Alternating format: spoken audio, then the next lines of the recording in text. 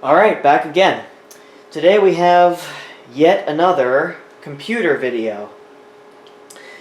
Today we're going to be doing a video on this laptop that I recently picked up on eBay for $50. This is, some would consider it a sub-notebook and some would consider it a sub-notebook tablet PC. It's basically a mixture of the two, a hybrid. This is a 2006 Fujitsu Lifebook P1610 tablet PC / sub-notebook, and this is kind of like an early netbook, if you will, because this laptop is only about a 9 or 10 inch design. It has an 8-inch screen, 8-inch WXGA display, and was made primarily for students and businessmen who needed a laptop that was ultra portable to take with them to school or college or to meetings to take notes on. And this laptop was pretty much perfect for that because it's ultra portable and has a built-in tablet functionality, so you can take it and you can write on the screen right with your pen. So let's go ahead and take a brief tour of the computer, and then we'll go ahead and delve in to a little bit more of the operating system and whatnot. So here's the notebook. Here's the top of the notebook. As you can see, it is very small, light and compact, weighing in at only about 3 pounds. It has the battery on the front here, which becomes part of the palm rest when inserted. On this side we have a stylus holder. This one is missing the stylus. We have an SD card slot, which I do not believe supports SDHC cards, but I could be wrong about that. I will have to double check. 2 USB 2.0 ports here. Headphone and microphone 3.5mm TRS jacks, the power input jack, which on this model is a little loose. On the back end we have our Ethernet, which is either fast Ethernet or gigabit Ethernet. I would doubt if it's gigabit, being from 2006, so it's probably fast Ethernet, 10100 Ethernet. We have a 56K modem, a Kensington lock, cooling port. On the other side we have the wireless on and off switch, and one PCMCIA card slot here supporting card bus. With the unit open, we can see the 8-inch WXGA 1280 by 768 native resolution display here. We have our built-in keyboard down here, which unfortunately is a very small keyboard, so one thing that is sacrificed, like most sub-notebooks, is the small and very difficult to type on keyboard. You will also notice that there is no trackpad because there's no room, so instead you have a track pointer, which personally I prefer a track pointer, usually found on IBM ThinkPad laptops, and also on older Dell notebooks, Dell Latitude notebooks. You'll have a track pointer, and then you have your left and right mouse buttons here, and it even has a middle click button, which is used for scrolling. On the display we have the fingerprint biometric sensor here, and all of the tablet buttons, such as arrow keys, rotation key, function key, enter button, brightness adjustment, and the power switch here. There's also a reversible latch that can be used when putting the computer into tablet mode. So if you want to put the computer into tablet mode, you simply push the latch here, rotate the display, and the system will orient itself into tablet mode. The screen also auto-orients and will appear somewhat in a portrait display mode when the system is put into tablet mode. Now let's go ahead and do a power on of the system. While it's booting up, we'll go ahead and go over the specifications of the system. The system used powered by the Intel Core Solo U1400 processor, running at I believe 1.3 gigahertz. but I'll double check that. It came standard with 512 megabytes of DDR2 RAM. However, this model has been upgraded to the max RAM it can handle, which is 1 gigabyte of RAM. And what's interesting to note about the RAM is that it does not use standard SO-DIMM modules. Instead, it uses a micro DIMM module, which is very rarely found in laptop computers. Even sub-notebooks used full-size DIMMs, whereas this one uses a micro DIMM module. Not common to find it in laptops. It has an 80 gigabyte ZIF. It's either ZIF or PATA or mini PATA hard drive. It's a 1.8 inch drive, which was used in early iPods and other sub-notebooks such as the Dell Latitude XT2 and some of the Sony Vaio UX series, and also ultra-mobile PCs at 80 gigabytes. And it is currently running Windows XP Tablet PC Edition 2005 Service Pack 2. I did attempt to upgrade this to Service Pack 3, however, when I did that, since Microsoft no longer offers Service Pack 3 on their website, and I had to download it from FileHippo, I was first unable to install it because it kept saying this is not a checked system.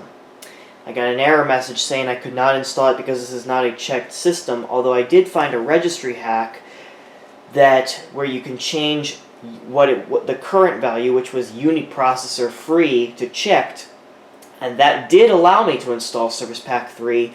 However, after doing so, the application dial keys did not work correctly, the system blue screened it shut down, and Windows Genuine Advantage reported that the system was no longer genuine. So if anybody has a copy of Service Pack 3 installation or know a website where you can still download Service Pack 3 from, please let me know, because I would like to get Service Pack 3 installed on here, but evidently the FileHippo Service Pack 3 installation appears to contain malware because it seemed to have infected the system.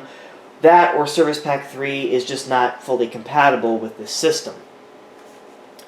Okay. So I've gone ahead and zoomed the camera in. Let's go ahead and take a closer look at the system. As you can see, you may have noticed that this is the original 2006 installation of Windows XP Tablet PC Edition. We'll start here by taking a look at the system properties.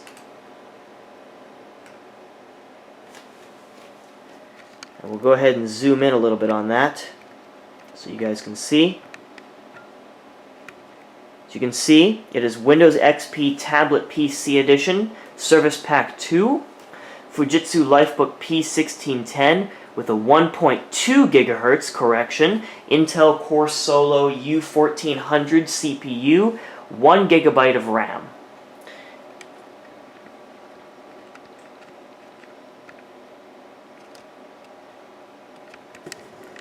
Now, here's how we can tell that this is the original 2006 installation of Windows XP. I learned this from V-Westlife, but if you go to a command prompt and you type in dir /A/P and hit enter, it'll tell you the contents of the C drive. However, we'll zoom in a little bit on this. If you take a look at the value that says local settings and look at the date, on this one, it shows August 12, 2006. That local settings file will tell you when Windows was first installed. And since this laptop was manufactured, according to the Fujitsu website, on that same day, August 12, 2006, this laptop is running its original factory installation of Windows XP and has never been reformatted. So now let's go ahead and take a look at some of the features that this laptop has to offer. We'll go ahead and put it into tablet mode here. And since this did not come with a stylus, I borrowed a stylus from my Dell Latitude XT. We'll go ahead and move it up to the camera here. Zoom out first. And you can see this is what the laptop looks like in tablet mode. I'll try to do my best to get this all on camera. One of my favorite programs that I used to use a lot as a kid, whoopsie daisy, I did not want that. It was Windows Journal. Windows Journal is a program found in Windows XP Tablet Edition, Windows Vista, and higher. And it allows you to basically doodle on the screen. You can see I can draw pictures, or I can write. Although it's kind of hard to do that with one hand. Now you're probably wondering, can you still get internet access running Windows XP? The answer, let me just readjust the camera here really quickly. The answer is indeed yes, you can. However, you will need a modern browser to do so, because Internet Explorer 7 is not going to cut it when it comes to modern websites. You will likely encounter the dreaded Internet Explorer cannot open the internet site, operation aborted error message. So to resolve this problem, you have two choices for browsers. Actually, now you pretty much only have one, because the latest version of Opera no longer supports Windows XP due to end of support. So Firefox is really your only option. I did attempt to install Firefox on here, but the installer would not launch. I didn't get any error messages or anything. It didn't even show an hourglass. So if anyone knows why that may be happening, please let me know. I downloaded the offline installer, since the online installer will most likely not work. But let's go ahead and take a tour, or go ahead and show off the internet capabilities of this machine. We'll go ahead and fire up Opera, which I downloaded an older version from oldapps.com. Okay, so I had to restart the system because it was unable to connect to any internet sites. When in doubt, restart your computer. Anyways, let's go ahead and show how the internet works on this machine. So we'll go ahead and pull up my YouTube channel here, and there I am. Now I don't have Flash installed on here because I don't think Flash supports the latest version of Windows XP, or backwards words. I don't believe Windows XP supports the latest version of Flash, but let's see if we can get HTML5 to work. Would you look at that? Oh, and would you look at that? Flash is HTML5 is actually working. Now with all the glare, you probably can't see the video, so I'll try to adjust the screen angle here. Well, the video is playing. You probably can't see it, but the video is playing. Let me actually try another one of my videos and see if we can't get it to play here. Let's try the SpongeBob Employee of the Month video here. The video that got 10 million views. Now I've muted the audio due to copyright, so just heads up, and you can see me. So as you can see, the video is playing smoothly on here. Now it's playing at 360p, but let's see if we can't bump this up to, say, 720p and see if it works. Well, we can't go 720, but 480.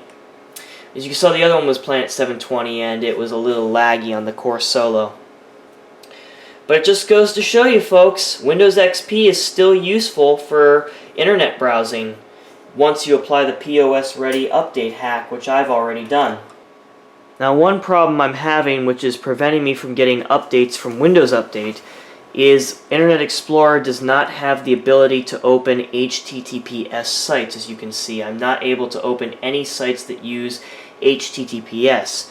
I've checked my settings, I've ran the update hack, I've cleared the DNS, re-registered all the DLLs, I've tried literally everything that a Google search yielded, and I have still not been able to open HTTPS websites in Internet Explorer. This is version 8 I'm using.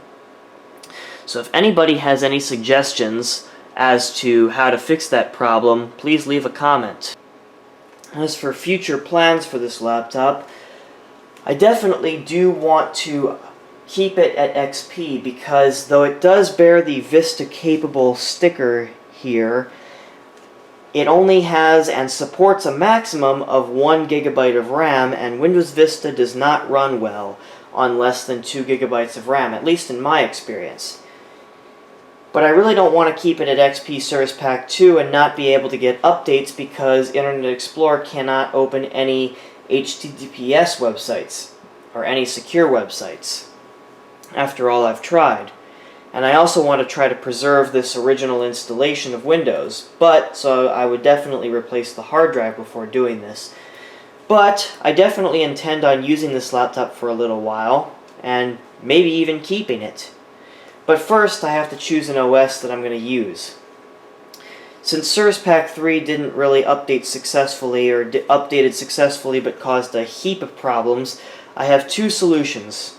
One is to reinstall Windows with this XP Tablet Edition Service Pack 3 disk. Although I'm not sure that Microsoft still allows activations for XP, so I might not be able to activate with it or use the key on the bottom of the computer for activation. I also have a Vista key on my phone. This is a Windows Vista Business 32-bit disk, which would work fine on this machine. But with only 1 GB of RAM, this performance will probably be less than desirable. So those are the two operating system choices I'm going to load for this machine. I was also thinking about upgrading the hard drive to an SSD, but I'm not sure if they make mini PATA SSDs, because I think this uses a mini PATA SSD, and I've never seen that kind of hard disk before, and I'm hoping that's not a proprietary type of hard disk, because if it is, I'm out of luck. But I guess we'll have to see. Anyways, there you have it, the Fujitsu Lifebook P1610 from 2006. Still running just fine 10 years later. Plug it in. It's going to say, hey, I see you've plugged in a new device, and it's going to load in the appropriate drivers. You'll notice that this scanner will